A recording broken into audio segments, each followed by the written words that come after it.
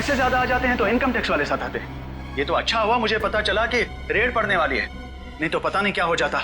हाँ हाँ, कैसे भी करके सारा पैसा मुझे घर से बाहर लेके जाना है और उसके बाद मैं शहर से कहीं दूर छुट्टियां मनाने चला जाऊंगा। ठीक है, मैं बाद में तुमसे बात करता हूं।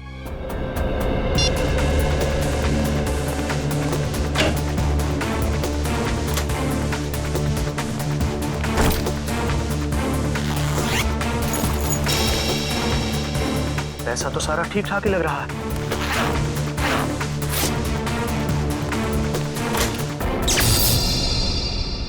अरे ये लाइट कैसे चली गई?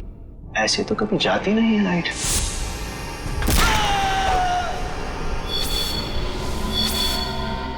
कौन हो तुम और क्यों कर रहे हो ये सब?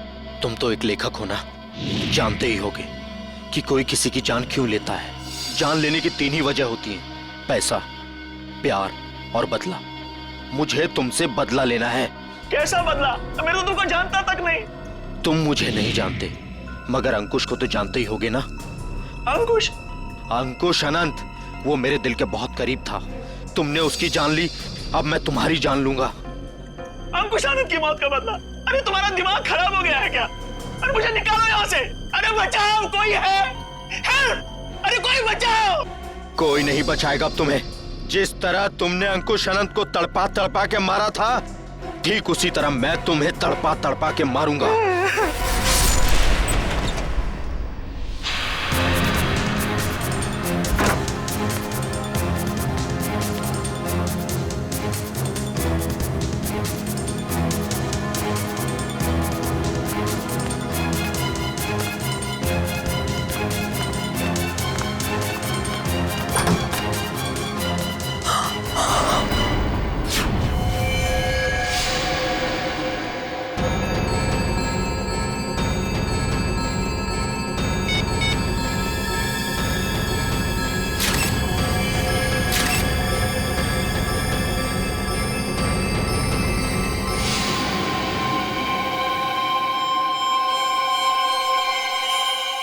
ये क्या है?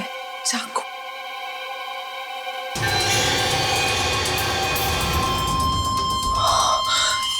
ये क्या किया मैंने?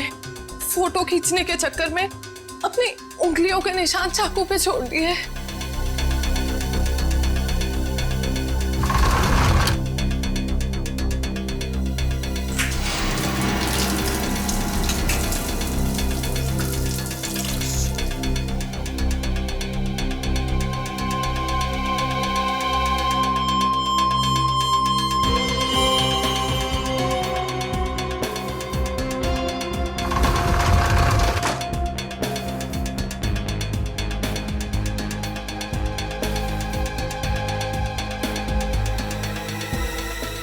अभी बाहर के पब्लिक फोन से सीआईडी को फोन कर देती हूँ।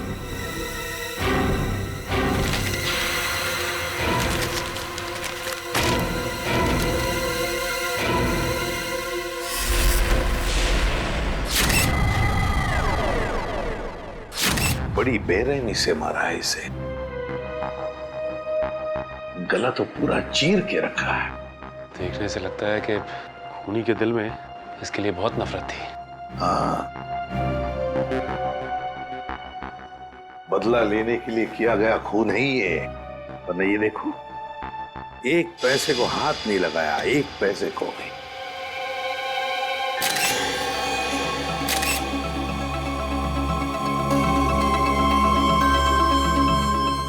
सर?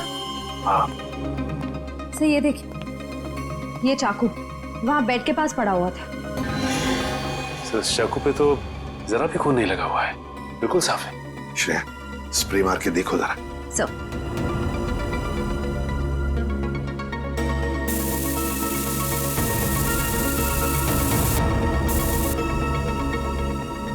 सर ये देखिए, इसका मतलब खून इस चाकू से ही किया गया है।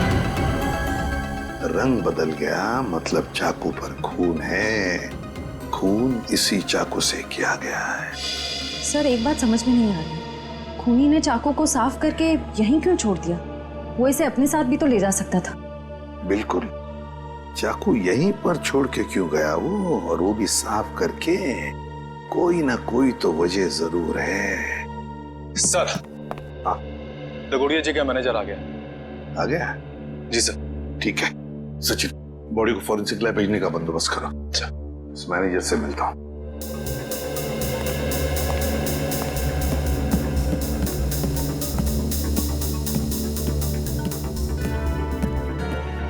सर ये सब कैसे हो गया सर?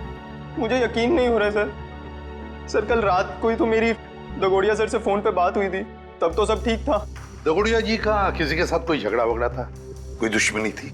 नहीं सर, जहां तक मुझे याद है ऐसा कभी उन्होंने कोई जिक्र नहीं किया। एक लड़की ने हमें फोन किया था, वो कहाँ है? सर लड़की ने? हाँ। नहीं सर, दगोड़िया सर के परिवार में इनके अलावा और कोई नहीं है। दगोड़िया सर अकेले ही थे। तो सर फिर जिस लड़की ने हमें फोन किया था वो कौन थी? सर कहीं वही लड़की खूनी तो नहीं थी? नहीं श्रेया, लड़की खूनी नहीं हो सकती। लाश को उठा के ऊपर लटकाना कोई आसान काम नहीं है, ये कोई लड़की नहीं कर सकती। सर एक और बात समझ में नहीं आ रही, लड़की हमें इन्फॉर्म करने के बाद कि खून हुआ है यहाँ पे, खुद कैसे गायब हो गई? डर गई होगी और शायद इसीलिए उसने लैंडलाइन से, मेरा मतलब है पीसीओ से, हमें फोन किया होगा। ऊपर जो पैसों से भरी बैग है, क्या जानते हैं आप उस पैसे वाले बैग के बारे में? दरअसल दगोड़िया सर कल काफी परेशान थे।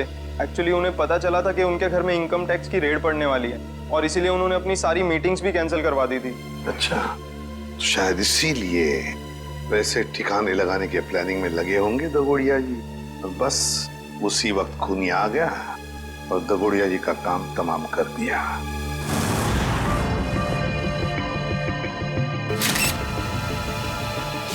एक मिनट, ये देख रहे हो इसके गाल पर ये नीला नीला निशान? हाँ सर। तो ये देखो, ये निशान दोनों तरफ। ये कोई जहर का चक्कर तो नहीं? हो सकता है सर, लेकिन वैभव ऐसा लगता है जैसे ये उंगलियों का निशान है। कहीं ऐसा तो नहीं कि खूनी ने इसका मुंह दबाने की कोशिश की हो? इसे देख के तो ऐसा ही लग रहा है सर। पर क्यों? कहीं ऐसा तो नहीं कि खूनी इसका मुंह खोलना चाहता हो सकता है। इसका मुंह देखना चाहिए खोल के।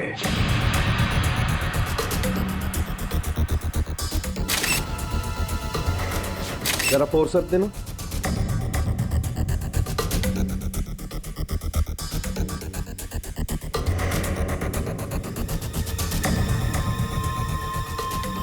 ये देखो, इसके मुंह में ये कागज का टुकड़ा, क्या हो सकता है ये?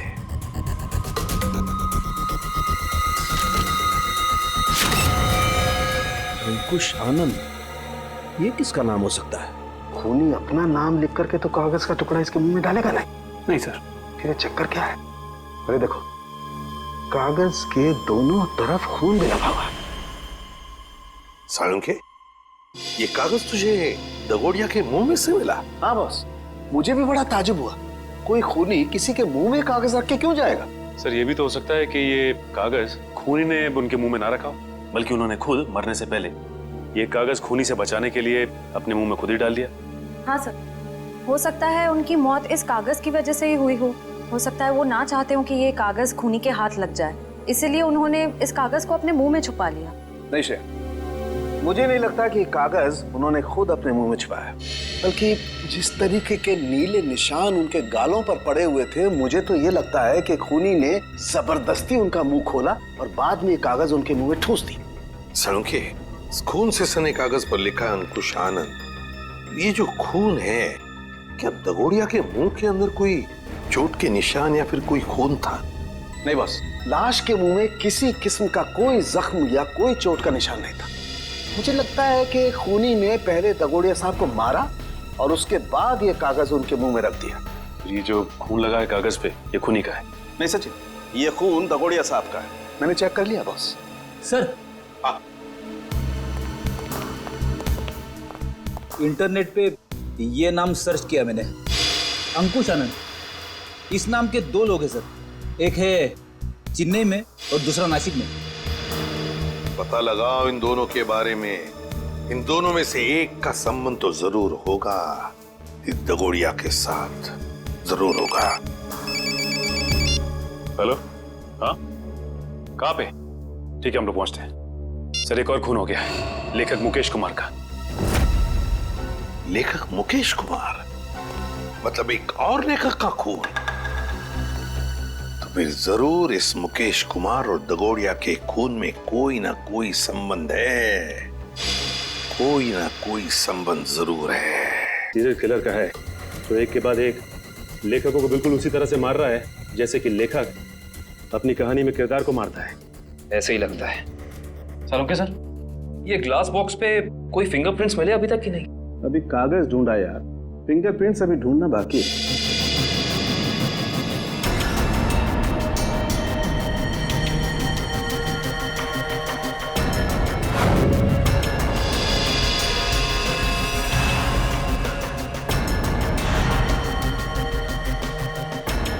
मैग्नीफाइंग ग्लास देना जरा।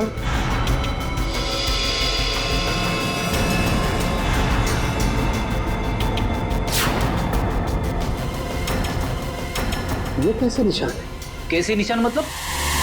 डैडी, मैंने अपनी पूरी जिंदगी में उंगलियों के निशानों पर अंग्रेजी के अक्षर छपे हुए नहीं देखे। उंगलियों के निशानों पे अंग्रेजी के अक्षर? हाँ काबिल, दिखाता हूँ। जरा ग्लास दे। ये लीजिए।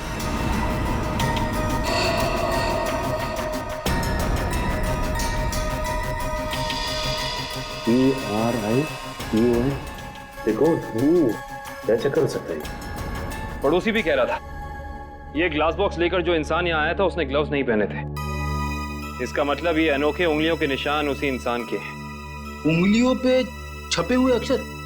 सालुंके साहब, ये कैसे मुमकिन है? मुमकिन है फ्रेडी, बॉडी मॉडिफिकेशन के जरिए मुमकिन है। लेकिन सालुंके साहब, अगर खूनी एक एक कदम फूक फूक के रख रहा है तो फिर उसने हैंड ग्लोव्स ना पहनने की गलती कैसे की? क्योंकि ये गलती नहीं है बल्कि जानबूझ के किया गया है। ये सीरियल किलर अपने हर खून पे अपना सिग्नेचर छोड़ रहा है।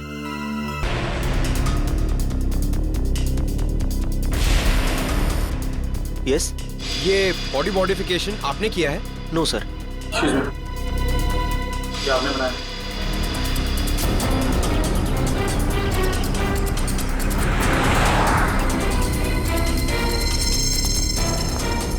अभी बिजी हूं मैं, बाद में आना। हम भी बहुत बिजी रहने वाले लोग हैं, बाद में आने का वक्त नहीं है हमारे पास। बिना अपॉइंटमेंट के आ रहे हो? मैं तुम्हारा टैटू नहीं बनाऊंगा। सीआईडी। शिवा, बाद में आना। क्या हुआ सर? मैंने कुछ किया क्या? शहर में कुछ खून हो रहे हैं। खून? किताब लिखने वाले लेखकों के। लेखकों के? पर मैं तो टैटू आर्टिस्ट हूँ सर, मेरा क्या लेना देना इससे? हो सकता है कुछ लेना देना हो। मैं समझा नहीं सर। बॉडी मॉडिफिकेशन भी करते हो ना तुम? जी हाँ सर, मेरे पास लाइसेंस भी है, मैं दिखाता हूँ। कोई जरूरत नहीं। ये फोटो ध्यान से देखो। ये त्रिकोण वाली कलाकारी तुमने दिखाई थी किसी के हाथ पे? जी हाँ सर, मैंने की थी, पर मुझे नहीं पता था कि ये किलर होगा सर। पता है हमें, डरो मत। हाँ लेकिन इस इंसान की कोई ना कोई डिटेल तो जरूर होगी तुम्हारे पास, है ना? जी हाँ सर, मैं एक मिनट में लेके आता हूँ सर। जी हाँ सर, देखिए सर, त्रिकोण अनुकरण नाम है इसका। त्रिकोण अनुकरण? ये किसी आदमी का नाम है या किसी एनजीओ का? त्रिकोण मतलब ट्रायंगल और अनुकरण मतलब किसी की नकल करना। मतलब कोई ट्रायंगल बना के किसी की नकल कर रहा है? शायद त्रिकोण नाम का कोई पुराना सीरियल किलर रहा हो जिसकी नकल ये वाला खूनी कर रहा है। एक काम करते हैं, अपनी डेटाबेस में चेक करते हैं कि त्रिकोण नाम का कोई क्रिमिनल था क्या। हाँ निखिल, त्रिकोण नाम का सीरियल किलर कहाँ पे? कौन सी जेल में है? शांति नगर। ओके ओके ठीक है, थैंक यू। चलो, एक त्रिकोण का पता तो चला है जो ठीक उसी ढंग से लेखकों का खून करता था जैसे अभी हो रहा है, लेकिन वो पिछले 4 साल से जेल में है। मतलब या तो ये खूनी जेल से बाहर निकल के मार रहा है या फिर कोई त्रिकोण की नकल कर रहा है। अब जी सारांश, सारांश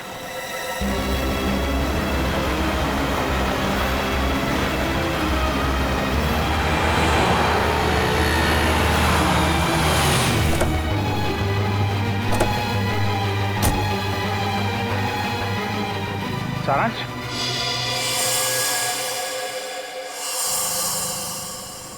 नहीं अंकल, मैं तो अभिषेक हूँ। माफ करना, हम इसे कोई और समझ बैठे थे। सर 15 दिन हो गए, अखबार, न्यूज़पेपर्स, हर जगह कोशिश कर ली, मगर सारांश हमें मिला ही नहीं सर। मिलेगा पंकज, जरूर मिलेगा। मेरा दिल बोल रहा है सारांश हमें जरूर मिलेगा। सर, ये लोग सीआईडी से आए हैं। आइए आइए सर, मैं आप ही लोगों का इंतजार कर रहा था। त्रिकोण से मिल सकते हैं हम लोग? हाँ हाँ, क्यों नहीं। पर सर, मुझे नहीं लगता कि त्रिकोण ये सारे खून कर रहा है, क्योंकि इस जेल से बाहर निकलना बिल्कुल ही नामुमकिन है। अच्छा, इस त्रिकोण का स्वभाव कैसा है अभी यहाँ इस जेल में? हिंसक और खतरनाक ही है या? नहीं नहीं सर, ऐसा बिल्कुल भी नहीं है। वो तो बहुत ही शांत और सुलझा हुआ है। मैं तो खुद चाह रहा था कि सरकार से अपील करूं कि उसकी सजा माफ कर दी जाए। अब ये कोई संयोग तो नहीं हो सकता कि कोई उसकी नकल करके खून कर रहा है? हाल ही में कोई आया था उससे जेल में मिलने के लिए? नहीं सर, आप तो जानते हैं कि वो स्पेशल सेल में है, और स्पेशल सेल में बाहर वाला तो क्या, कोई जेल का कैदी भी उससे नहीं मिल सकता। चलिए जरा मिल लेते हैं।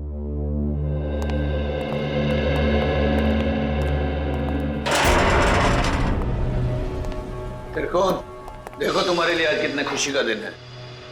इतने सालों के बाद तुमसे सीआईडी वाले मिलने आए। क्या बात है जेलर साहब, आज आपका कानून मुझ पे इतना मेहरबान क्यों है? मेहरबान नहीं हुआ, बस ये समझ लो कि तुमसे ये पूछने आए कि जेल में बैठे बैठे तुमने दोबारा खून करना कैसे शुरू कर दिया। कमाल है आप लोगों का भी। इतने सालों से मुझे इस जेल में कैद करके रखा है, लेकिन शक करने की आदत आप लोगों की गई नहीं। तो फिर कौन है वो जो बाहर लेखकों के खून कर रहा है ठीक तुम्हारी तरीके से, और तुम्हारी तरीके से कंधे उचकाता है? कौन हो सकता है जो मेरी तरह खून कर रहा है? शायद तुम्हारा कोई परिवार वाला, कोई दोस्त या कोई रिश्तेदार। कोई नहीं है मेरा। बचपन अनाथालय में बीता है और जवानी जुर्म की सड़कों पर। तो तुम ये कहना चाहते हो कि तुम्हारे खून करने के तरीके के बारे में किसी और को मालूम नहीं है? किसी को नहीं। तुम्हें किसी पे शक है? देखो, जो कुछ मालूम है बता दो, शायद हम किसी की जिंदगी बचाने में कामयाब हो जाए। क्या आपकी मदद करने से मेरी सजा कम हो सकती है? वादा नहीं कर सकते, लेकिन अगर तुम्हारी मदद से हम उस नकलची खूनी को पकड़ लेंगे तो दरख्वास्त जरूर करेंगे सरकार से तुम्हारी सजा कम हो जाए। ठीक है, मुझे उम्मीद है कि आप अपने शब्द भविष्य में आगे जरूर याद रखेंगे। मुझे लगता है कि वो मेरे लेखन पढ़ के ठीक उसी तरह खून कर रहा है। तुम्हारा लेखन? हाँ, पढ़ते पढ़ते कभी याद ही नहीं रहा कि मुझे भी लेखन का शौक हो गया है, और मैं लिखने लगा। हर रोज रात को सोने से पहले मैं अपने विचार उस डायरी में व्यक्त करने लगा। मतलब मारने का प्लान, मारने का तरीका, उसका नाम, सब कुछ तुम उस डायरी में लिखते थे? जी हाँ, मुझे लगता है कि वो डायरी उसके हाथ लग गई और वो मेरे विचारों से प्रभावित होकर ठीक उसी तरह जुर्म के रास्ते पर आगे बढ़ चुका है। कहाँ रखी थी तुमने वो डायरी? अनाथालय में छोड़ आया हूँ अपने अतीत के वो पन्नों को। जी, मैं सुरेश बोल रहा हूँ, जी के नगर अनाथालय से। वो जो आप बच्चों की किताबें भेजने वाले थे। ठीक है, मैं शाम को आके ले लूंगा। हाँ जी, नमस्ते। कहिए। सीआईडी? क्या बात है सर?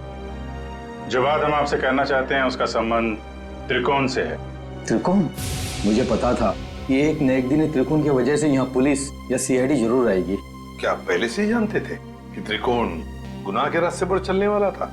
नहीं, उसे तो यहाँ से निकले हुए जमाना हो गया। जब वो यहाँ आया था तब सिर्फ 12 साल का था। तो क्या वो बचपन से ही हिंसक स्वभाव का था? नहीं सर, हिंसक स्वभाव का तो नहीं था वो, लेकिन वो घंटों घंटों एकांत में बैठना पसंद करता था। किसी से ज्यादा बात भी नहीं करता था। मतलब वो अकेले बैठ के सिर्फ किताबें पढ़ता था? आपको कैसे पता सर? क्योंकि हम मिल चुके हैं उससे। फिलहाल वो जेल में है। ज्यादातर अपराधों की ही किताबें पढ़ा करता था वो। किताबों के पन्नों में डूबकर एक अलग ही दुनिया में चला जाता था। किताबों के किरदारों से बातें करने लगता था कि तुमने खाना खाया या नहीं। कभी कभी तो मैं डर जाता था कि इसका ये जुनून एक मानसिक बीमारी ना बन जाए। आपका डर बिल्कुल ठीक निकला। उसके इसी मानसिक बीमारी ने उसे मजबूर किया उन लेखकों को मारने पे जिनके उपन्यास वो पढ़ता था और जिनके लेखन से वो काफी प्रभावित था। और उन लेखकों को बिल्कुल वैसे मार रहा है जैसे उन्होंने उपन्यास में किरदारों की मौत लिखी है।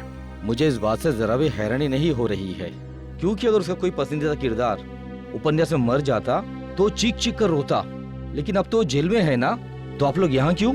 देखिए, लेखकों के फिर से खून हो रहे हैं, बिल्कुल उसी तरह से जैसे त्रिकोण करता था। मतलब त्रिकोण जेल से भागकर फिर से खून कर रहा है? नहीं, त्रिकोण तो अभी भी जेल में है। कोई और है जो त्रिकोण की तरह नकल करके लेखकों का खून कर रहा है। किसी पे शक है आपको? नहीं सर, मुझे किसी पे शक नहीं है। चलो ठीक है, मगर त्रिकोण यहाँ पर जिस कमरे में रहता था, क्या वो कमरा हम देख सकते हैं? सर वो तो बहुत पुरानी जगह है, अब वहाँ कोई नहीं रहता है। फिर भी ठीक है सर, आइए।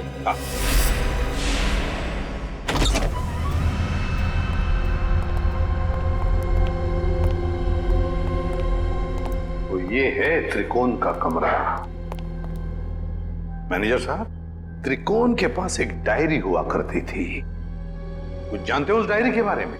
नहीं सर, हमें तो ऐसी कोई डायरी नहीं मिली। वैसे आप देख सकते हैं सर, यहाँ पे कुछ पुरानी किताबें पड़ी है, शायद उसमें हो। देखो फ्रेंड, किताबों को ऐसे क्यों रखा गया? संभाल के क्यों नहीं रखा? ऐसे तो दीमक खा जाएंगे इसे। माफ करना सर, दरअसल इस कमरे की तरफ मैंने ध्यान ही नहीं दिया।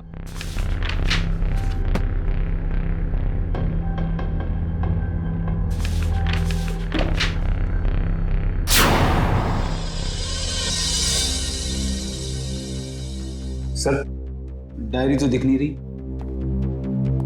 लेकिन मुझे कुछ दिख रहा है सर। क्या?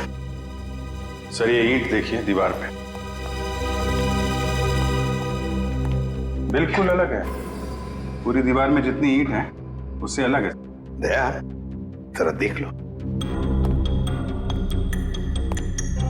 सर वो केस याद है ना आपको, दीवार से लाशें निकलने वाला केस? कहीं इस केस में भी ऐसा ही कुछ? डायरी ढूंढ रहे हम, समझे? लाशें नहीं।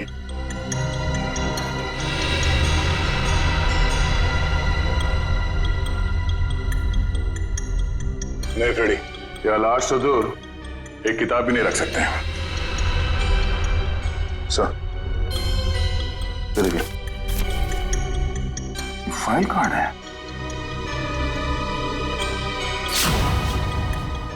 हाँ, त्रिकोण। मतलब वो नकलची खूनी डायरी निकाल के ले गया। अभिजीत, ये जरूर त्रिकोण के डायरी का कवर है। मतलब यहाँ जो भी आया था वो जानता था कि त्रिकोण ने अपनी डायरी कहाँ छुपा के रखी है। ये यहाँ त्रिकोण के बाद में कोई रहता था? हाँ सर, एक लड़का रहा करता था, सुंदर नाम था उसका। ये सुंदर बाद में भी कभी आया था यहाँ इस कमरे में? हाँ सर, आया था। महीने भर पहले वो मुझसे मिलने आया था और कुछ दिन यहाँ रहा भी हो, अपनी पुरानी यादें ताजा करने के लिए। अच्छा, सुंदर। सुंदर का पता तो होगा ना आपके पास?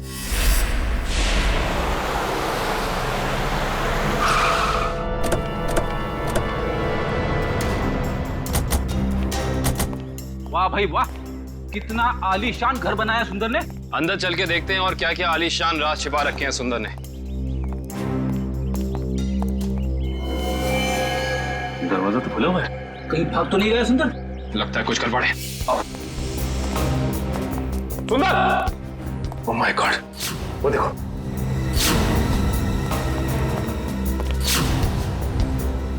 लगता है ये मर चुका है। गोली मारकर जान ली है इसकी, वो भी 3-3 गोलियां।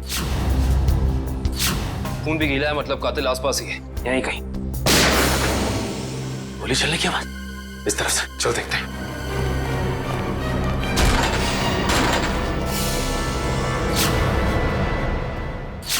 देखो इसे। सुंदर जी, हाथ ऊपर।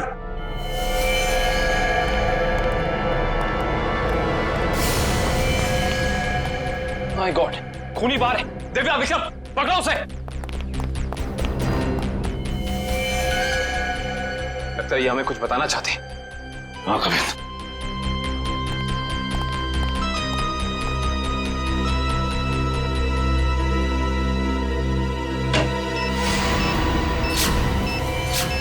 यहाँ बॉम्ब है, सिर्फ 30 सेकंड बाकी है, निकलते हैं यहाँ से।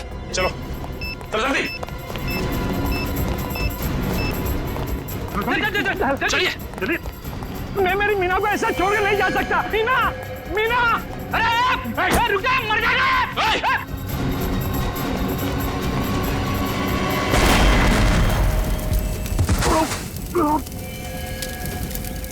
रिकॉर्ड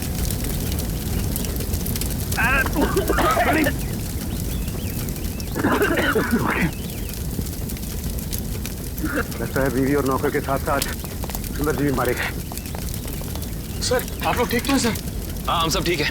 उस खूनी का क्या हुआ? सर वो निकल गया। निकल गया? वाह, मतलब तुम लोग समझ पाने से पहले ही ब्लास्ट हो गया। वो आदमी तुम्हारे हाथ से निकला और ब्लास्ट पे मर गया। वाह। हाँ सर वो सुंदर की पत्नी और नौकर को तो पहले ही मार चुका था। बस वो यही चाहता था कि सुंदर भी मर जाए और हम ये केस बंद करते हैं। सचिन, तुम्हारे कहने का मतलब है कि सुंदर असली सीरियल किलर नहीं है? नहीं सर उस किलर को हमने भागते हुए देखा सर। हम लोग उसे पकड़ नहीं पाए। सर एक बात और, जब वो भाग रहा था तो अपने कंधे को बार बार झटक रहा था सर। असली किलर भागते हुए कंधे झटक रहा था। सुंदर असली किलर नहीं है। तो फिर ये असली त्रिकोण का अनुकरण करने वाला, उसकी कॉपी करने वाला त्रिकोण अनुकरण, ये जो भी कोई है जो हमें फंसाने की, गुमराह करने की कोशिश कर रहा है, इससे तो अब हम उसी की खुद के ही जाल में फंसा देंगे। हेलो, एक और खून? लेखक कुशल। ठीक है माता। लेखक कुशल का खून?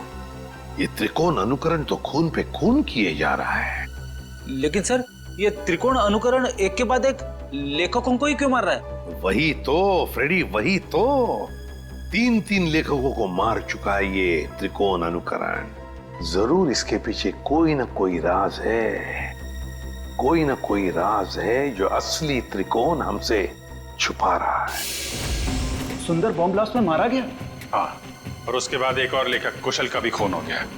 अभी तो आप कह रहे थे कि सुंदर ही वो नकलची खूनी है।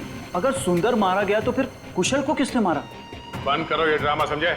सुंदर के घर के बाहर जो मुजरिम भाग रहा था वो भी अपने कंधे को वैसे ही झटक रहा है जैसे तू झटक रहा है। अब ये बताओ कि तुम इस जेल से बाहर जाते कैसे हो? हाँ? राज क्या है इसके पीछे? साहब कैसी बातें करते हैं आप हैं? आम जेल से कैदी का भागना इतना मुश्किल है, तो फिर आपको लगता है कि मैं इस खास जेल से इतनी पहरेदारी होने के बावजूद भाग सकता हूँ? तुम्हारे अनाथालय वाले कमरे में सुंदर के अलावा कोई और नहीं रहा था, तो वो डायरी किसी और ने कैसे पढ़ी? किसी ने वो डायरी पढ़ी या नहीं पढ़ी ये मुझे नहीं मालूम है, लेकिन मेरी डायरी में अगला नाम उस कुशल का था जिसे मैं मारना चाहता था। मतलब उस लिस्ट में किस किस के नाम है तुम्हें अभी भी याद है? जी मेरे पास लिस्ट है, आप चाहें तो मैं उसकी एक कॉपी दे सकता हूँ।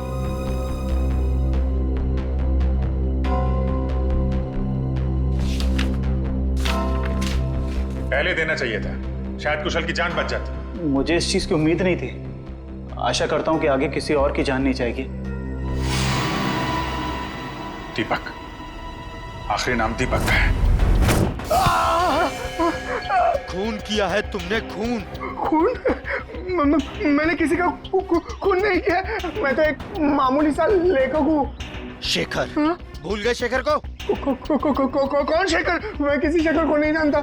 तुम्हारी किताब खूनी मंजिल का किरदार शेखर। अरे पागल हो गया क्या? वो कोई असली में शेखर इंसान थोड़ी ना है, वो तो मेरी कहानी का एक कैरेक्टर है, मेरा पात्र है वो। चल राइटर साहब, आपको थोड़ा सेंसिटिव होना चाहिए। आप इस तरह जल्दी करेंगे तो कैसे चलेगा? हाँ, अब आप भी जरा इस दर्द को महसूस करिए।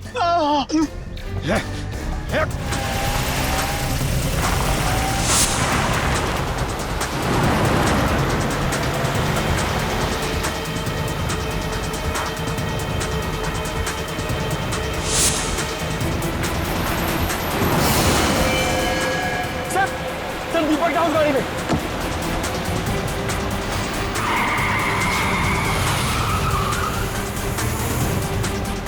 उसमें? हाँ सर।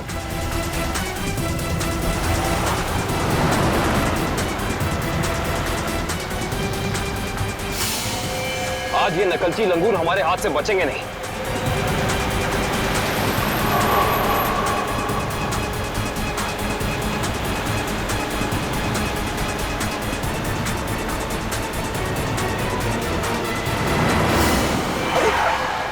ये कौन आ गया? कोई शराबी होगा सर, इसकी वजह से हमारा खून ही हाथ से निकल जाएगा।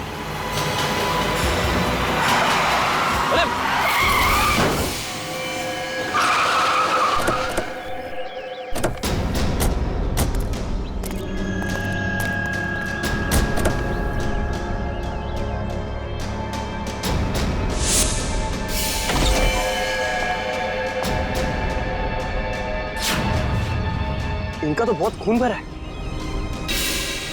सर वो फोटोज कैसी है? फोटोज एक सेकंड।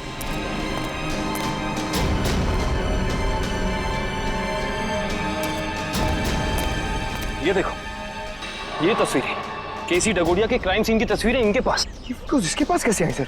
ये कोई जर्नलिस्ट या रिपोर्टर तो नहीं? जर्नलिस्ट को तो वहां अंदर आना अलाउ नहीं किया था। सर इसका मतलब ये हमारे पहुंचने से पहले वहां पहुंच गई थी। हो सकता है पंकज, कहीं ये वही लड़की तो नहीं जिसने हमें फोन करके बुलाया था। इसका होश में आना बहुत जरूरी है। दिव्या, पानी की छींटे डालो।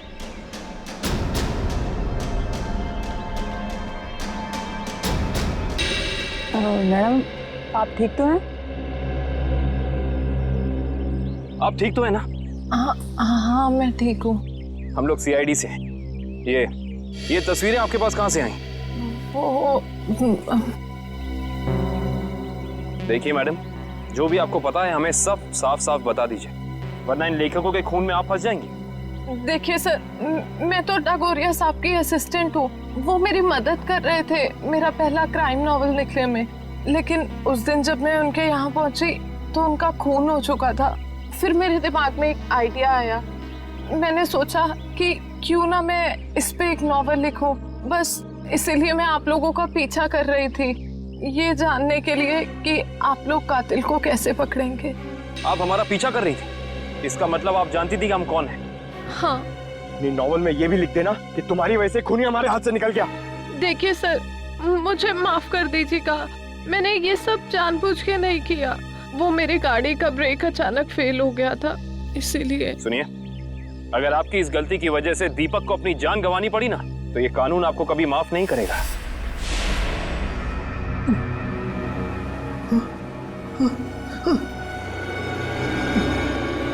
मुझे छोड़ दो प्लीज, प्लीज मुझे यहाँ से जाने दो। जाने ही तो दे रहा हूं तुझे। बहुत जल्द तू भी शेखर के पास पहुंच जाएगा। इसी तरह कुर्सी पर बांधकर मौत दी थी ना तूने उसे, अब तोहफे में तुझे भी यही मौत मिलेगी। बस थोड़ा सा इंतजार। इस मौत के उपन्यास का लेखक रचयिता भी आ रहा है तेरा साथ देने के लिए। त्रिकोण। सर जेलर साहब अंदर नहीं है। जरा बुलाओ उन्हें, हमें त्रिकोण से मिलना है। सर जेलर साहब तो त्रिकोण को लेकर हॉस्पिटल गए हैं, उसे अचानक से दिल का दौरा आया है। दिल का दौरा? कौन सा हॉस्पिटल ले गए? अरे आप लोग? त्रिकोण कहाँ है? आईसीयू में है। क्या बात हो गई? झूठ बोलता है वो हमसे। अब भी कुछ है जो हमसे छुपा रहा है। चलिए दिखाइए। आइए।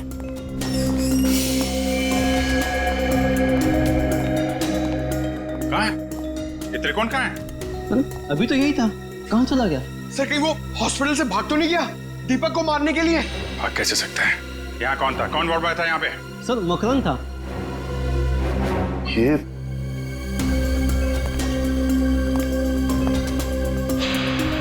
अभिजीत, तो बेहोशी की दवाई है। अभिजीत ये देखो, मकरंद का पैर नीचे गिरा पड़ा है। ये बेहोशी की दवाई कहीं मकरंद को कुछ हो तो नहीं गया? नहीं सर, अभी कुछ देर पहले ही देखा मैंने उसे, किसी मरीज को हॉस्पिटल के बाहर लेके जा रहा था वो। ये मकरंद अभी वापस आएगा? नहीं सर, उसकी ड्यूटी खत्म हो गई। इसमें कहाँ मिलेगा वो? सर दारू के ठेके पे। अच्छा, तो ये है मकरंद जी। हाँ सर, ये बार में बैठ के अपने दोस्तों के साथ शराब पी रहा था और अपने जुर्म के किस्से चटकारे लेकर सुना रहा था सर। तो हमने सोचा क्यों ना इसे ब्यूरो में ले चलें, इसकी अच्छी तरह से खातिरदारी करें। वाह वाह वाह सचिन, ये तुमने बहुत अच्छा काम कर दिया। क्यों मकरंद जी, अब हमें भी सुनाओगे ना अपने कारनामों की कहानियां? क्यों, बताओ। साहब मुझे 1 लाख रुपए दिए गए थे उस मरीज को अपने वार्ड से बाहर लाकर गाड़ी में बिठाने के लिए। क्या? हाँ साहब। 1 लाख रुपए के लिए अपने आप को बेच दिया तुमने? किसने दिए थे पैसे तुम्हें? साहब ये मत पूछिए, अगर उसे पता चला कि मैंने उसका नाम बता दिया तो वो मुझे। अच्छा, तो तुम्हें क्या लगा हम तुम्हें ऐसे ही छोड़ेंगे? और खातिरदारी करेंगे हम तुम्हारी, ऐसी खातिरदारी कि जिंदगी भर याद रखोगे। क्यों सचिन? बिल्कुल सर। अरे नहीं साहब, इसकी क्या जरूरत है? मैं बताता हूँ ना साहब, बताता हूँ मैं। फिर बताओ जल्दी। ढूंढो इस घर को अच्छी तरह से ढूंढो। देखो कहीं छुप कर बैठा है क्या? कोई ना कोई सुराग तो जरूर मिलेगा।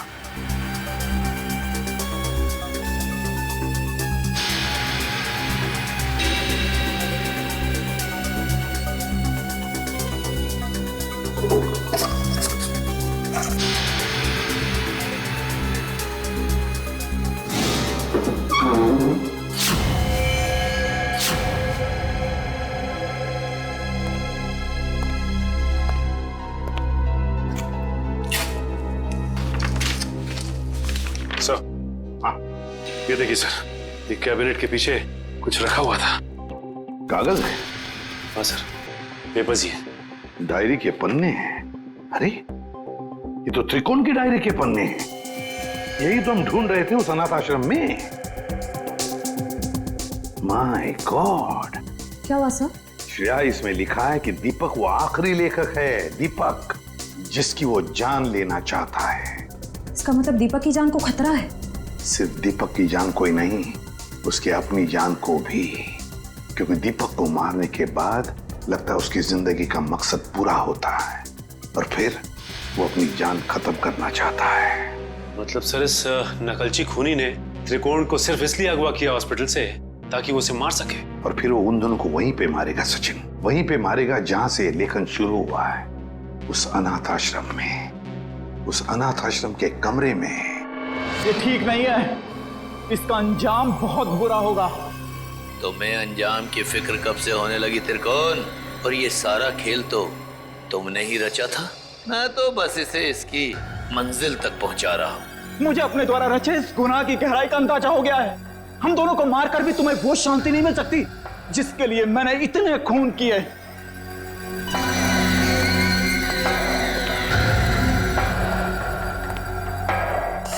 हाँ हाँ, क्यों नहीं, पर मुझे नहीं लगता कि ये सारे खून त्रिकोण ही कर रहा है। बहुत देर हो चुकी है त्रिकोण। तेरे प्रवचन अब ना तो तेरी जान बचा सकते हैं और ना ही दीपक की। नहीं चला, तुम ऐसा नहीं कर सकते। अब तुझे मैं बिल्कुल वैसे ही मारूंगा जैसे त्रिकोण ने अपने उपन्यास में लिखा था। नहीं चला तुम। मुझे मत मारो, मुझे जाने दो। बस होगा तुम्हारा खेल। अब अगर कोई हरकत की ना तुमने तो तेरा वो हाल करेंगे तो सोच भी नहीं सकता। सीआईडी, तो आखिर मेरा भेद खुल ही गया। तो अब तुम लोग मुझे फांसी पर चढ़ाए बिना तो छोड़ोगे नहीं, तो क्यों ना मैं फांसी पर चढ़ने से पहले इन दोनों को मार के अपना मकसद पूरा कर लूं।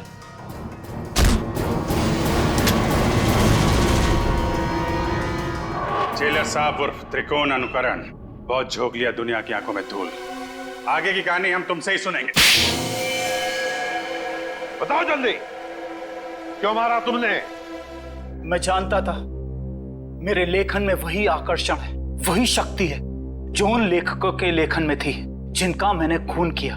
और इसीलिए त्रिकोण ने मुझे इसके अनाथालय भेजा ताकि इसकी डायरी के बहाने मैं इसका लेखन पढ़ सकूं और इसका फैन हो जाऊं, और ऐसा फैन हो जाऊं कि ये मुझसे जो चाहे वो करवा सके। जेलर साहब को फैन बनाने का मेरा सिर्फ और सिर्फ एक ही इरादा था, ताकि मैं अपनी सजा कम करा सकूं। इसलिए मैंने अपने हिसाब से इन्हें खून करने पर मजबूर किया, ताकि मैं आप लोगों की मदद से सुंदर को पकड़वा सकूं और अपनी सजा कम करा सकूं। और सुंदर को बलि का बकरा बनाने के बाद मुझे इस बात का अंदेशा हुआ कि त्रिकोण का सपना कभी पूरा नहीं होगा। इसके लिए कुशल, दीपक और त्रिकोण की जान लेना भी जरूरी है। तो मैंने त्रिकोण के खाने में एक दवा मिला दी जिससे इसको दिल का दौरा पड़े, और फिर मैं इसे अस्पताल से अगवा करके इसको इसकी मंजिल तक पहुंचा सकूं। अगर सीआईडी को सुंदर की लाश मिल गई तो शायद वो सीरियल किलर को ढूंढना बंद कर दें, मगर फिर त्रिकोण के उस सपने का क्या होगा? उन सब लेखकों को मार के मोक्ष प्राप्त करने का सपना? नहीं, मैं पूरा करूंगा त्रिकोण का वो सपना। मैं त्रिकोण को गुमराह होने नहीं दे सकता। उन सब लेखकों को मैं मारूंगा, और फिर उसके बाद त्रिकोण को भी मैं जिंदगी की जंजीरों से मुक्त कर दूंगा, जैसा कि वो चाहता है। सुंदर के मरने के बाद आप लोग कुशल की मौत की खबर लेकर आए तो मैं समझ गया ये जेलर किसी को नहीं छोड़ेगा, एक एक करके सबको मार देगा और अंत में मुझे मार देगा। तो और क्या करता? तुम्हारे लेखन में कशिश इतनी है। फिर मैं समझ गया अगर मुझे बचना है तो उसका सिर्फ एक ही रास्ता है, सीआईडी को तुम तक पहुंचाना, दीपक के घर। वाह रे वाह, कानून का रखवाला, वाह। और ऐसा घिनौना काम, एक मुजरिम का साथ दिया तुमने। मैं जानता था कि सीआईडी कभी ना कभी पूरा सच जान लेगी, मगर मैं क्या करता? इसके लेखन के आगे मैं बेबस हो गया था और इसके शब्दों के माया जाल में मैं एक खूनी बन गया, एक सीरियल किलर। चुप! बकवास, बकवास है सब। तुम दोनों ने मिलकर कितने सारे मासूम लोगों की जानें ली। तुम्हें तो जीने का कोई हक ही नहीं। कानून तो तुम दोनों को फांसी ही देगी, फांसी।